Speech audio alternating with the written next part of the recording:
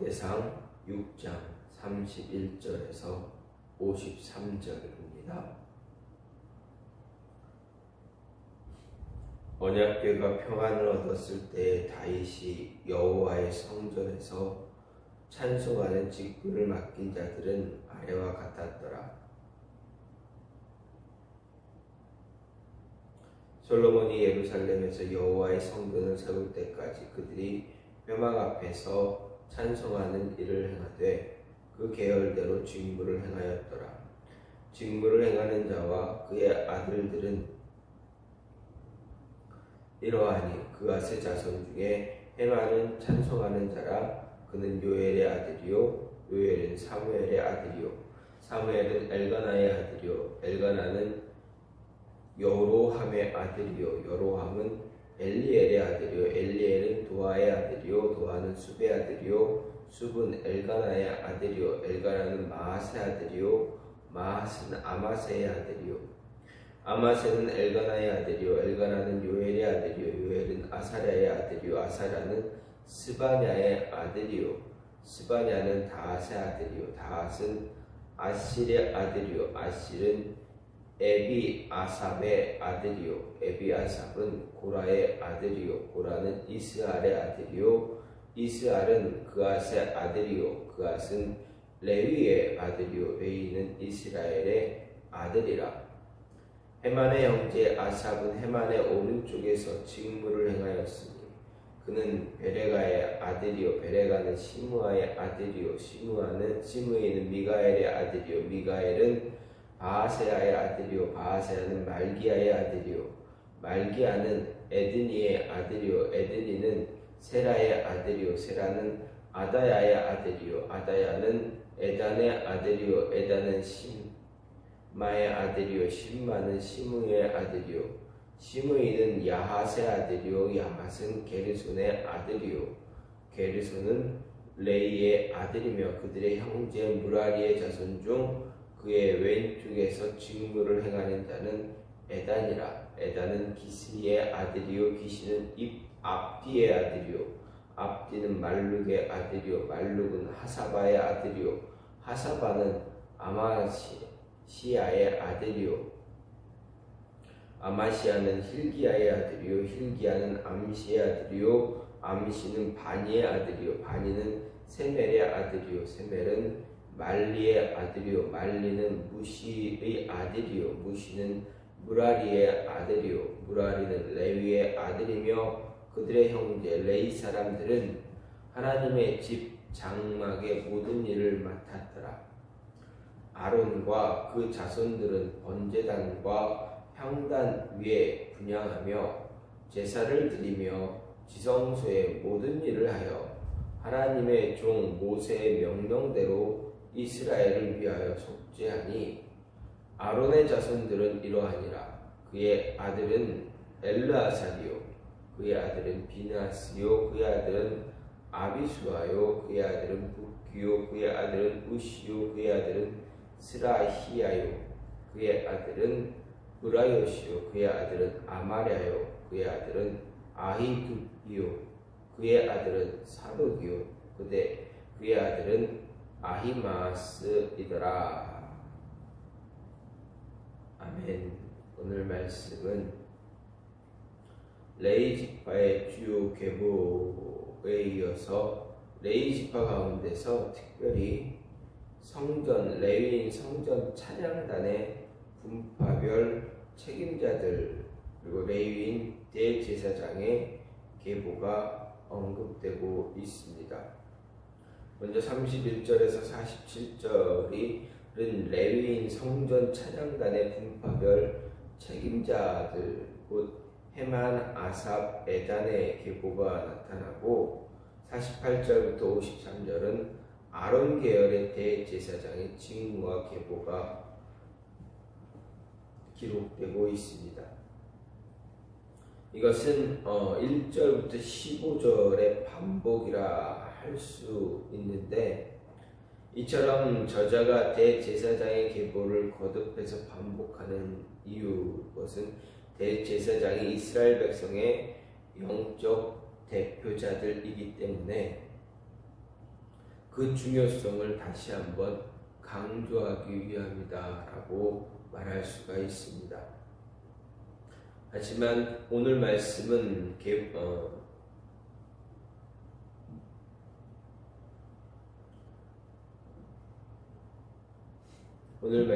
레위에서부터 바벨론 포로까지의 대제사장의 계보를 언급하는 1절부터 15절과는 다르게 아론에서부터 다윗 왕 시대까지의 대제사장만 기록을 하고 있습니다. 따라서 여기서 대제사장의 계보를 언급한 그것은 사독계열 제사장 직분의 정통성을 강조하기 위한 것이었다라고 보는 것이 타당하다라는 이야기입니다. 이러한 레위 대제사장의 계열을 이야기할 때 오늘 말씀을 볼 수 있는 것은 하나님은 언제나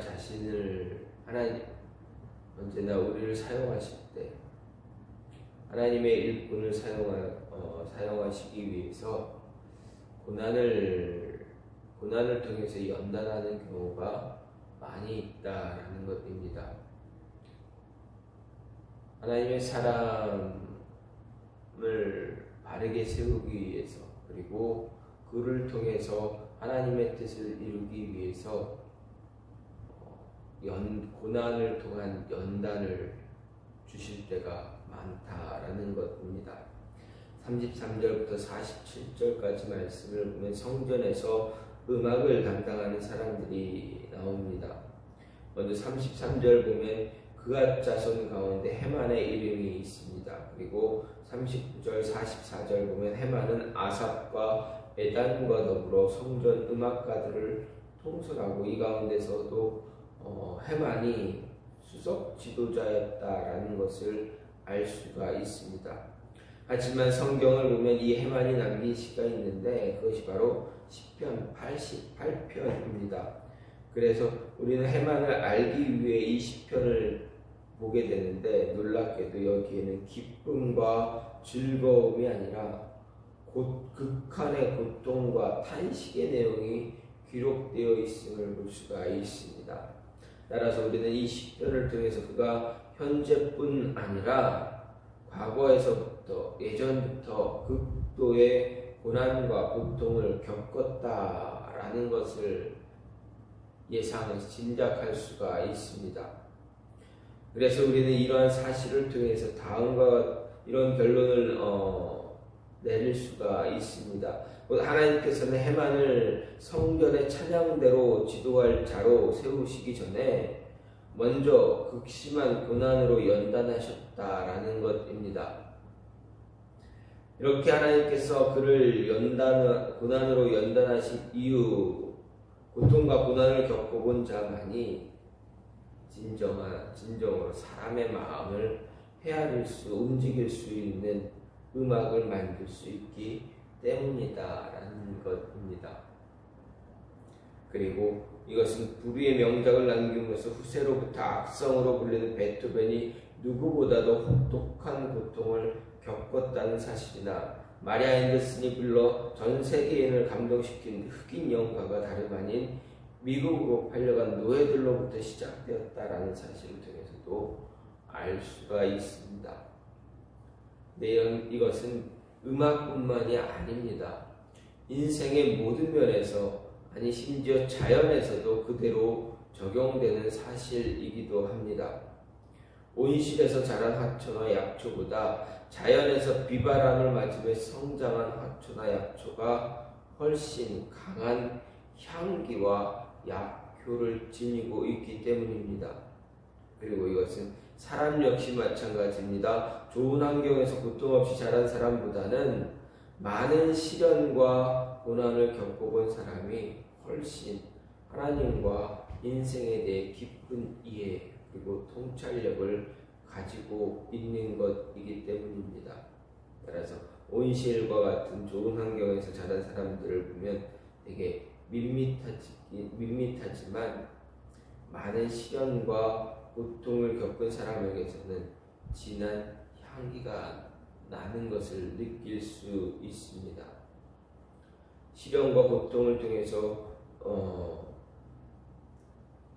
우리는 보다 영혼이 정화되고 겸손해지고 깊은 통찰력과 함께 모난 곳이 다듬어져 훌륭한 인격으로 변화된 때문이다라는 이야기입니다. 그렇기에 솔로몬은 슬픔이 웃음보다 나으며 잔치집보다는 초상집에 가라 이렇게 권면하고 있는지도 모릅니다. 따라서 이러한 점을 생각하면 아브라함이나 모세, 다윗, 예레미야, 예수님 그리고 사도 바울 같은 사람들처럼 하나님으로부터 귀하게 쓰임받은 모든 하나님의 사람들을 보면 예외 없이 다 힘든 극한의 고난과 고통을 겪은 것을 볼 수가 있습니다. 그래서 우리는 하나님께서 여러 가지 시련과 고통을 주실 때 세상의 어리석은 사람들처럼 낙심하고 원망하고 불평하는 것이 아니라 우리를 귀하게 쓰시기 위해서 고난을 통해 연단하고 계시다라는 생각으로 어떻게 보면 감사해야 한다라는 것입니다. 우리의 삶이 고난과 고통으로 인해서 힘들어질 때 낙심하거나 좌절하는 것이 아니라 하나님의 은혜가 더 큰 은혜가 있구나, 하나님의 더 큰 은혜가 우리를 기다리고 있다라는 그 모습을 그 생각을 가지고 그 힘든 고난의 시간을 잘 이겨내야 한다라는 것입니다. 비바람을 맞아 진한 향기와 약효를 되내는 꽃과 약초처럼 고난으로 더욱더 깊어진 영성과 인격으로 세상에 상처받은 영혼들을 치유할 수 있는, 그리고 길을 잃은 많은 영혼들을 하나님께로 인도할 수 있는 그러한 하나님의 사람들이 되어줘야 하겠다라는 것입니다.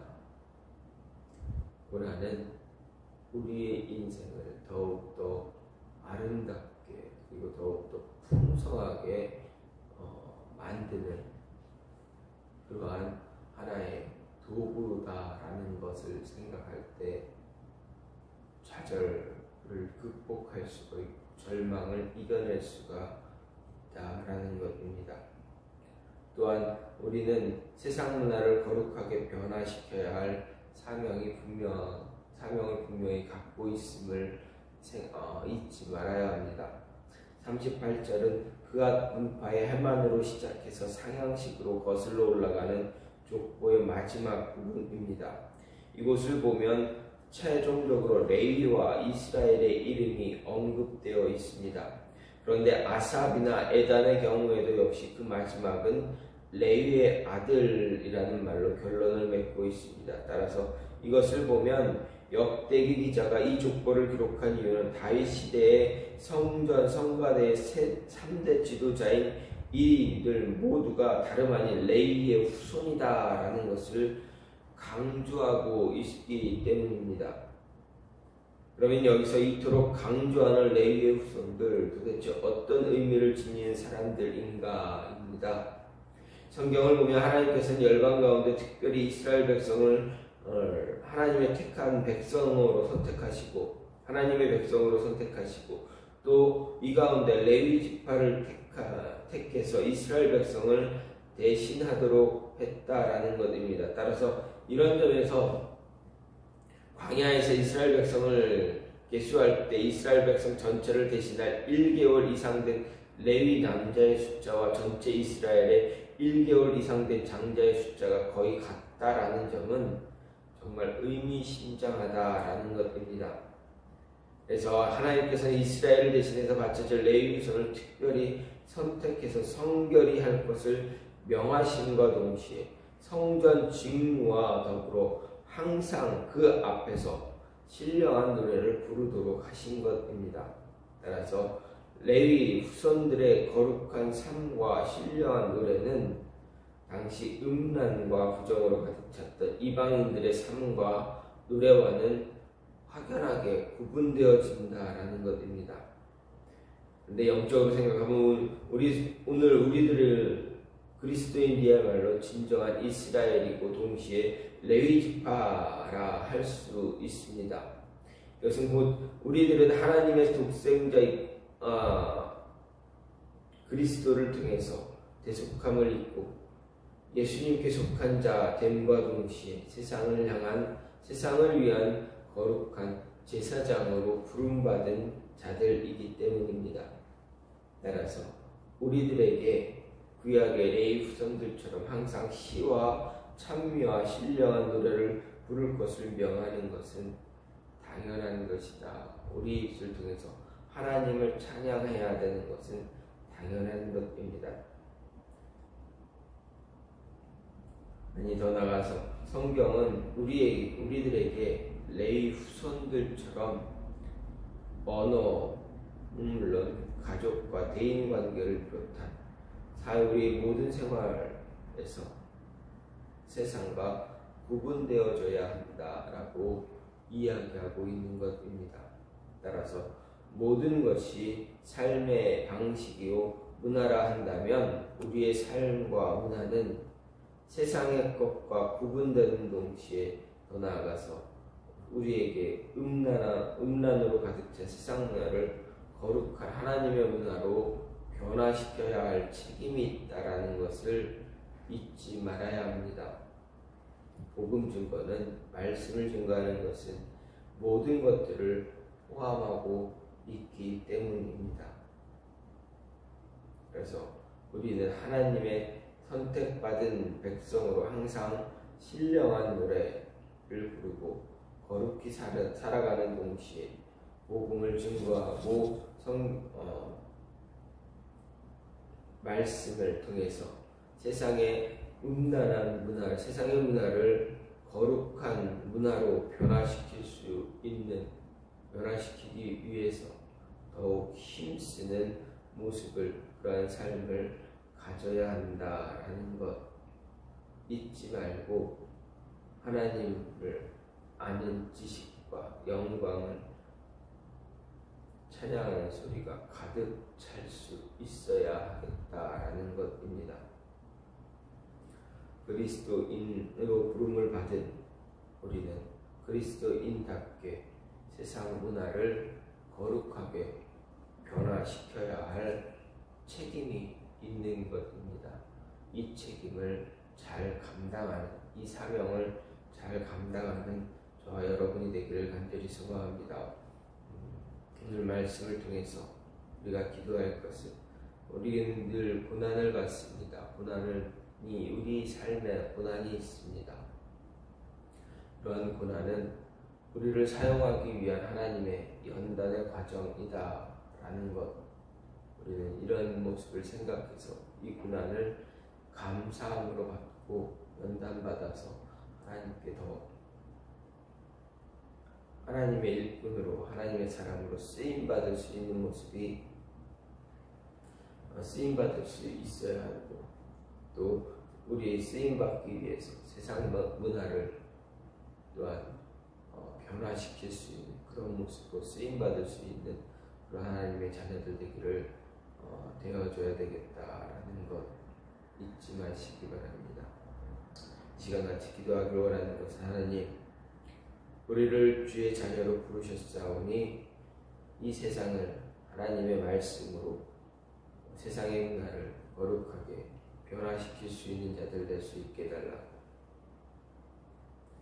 세상을 거룩히 변화시키기 위해서 우리에게 주어지는 고난을 통한 연단, 이 연단을 잘 이겨낼 수 있는 자들 될 수 있게 해달라고 기도하시고, 교회를 위해서, 나라를 위해서, 가정과 자녀를 위해서 기도하시고,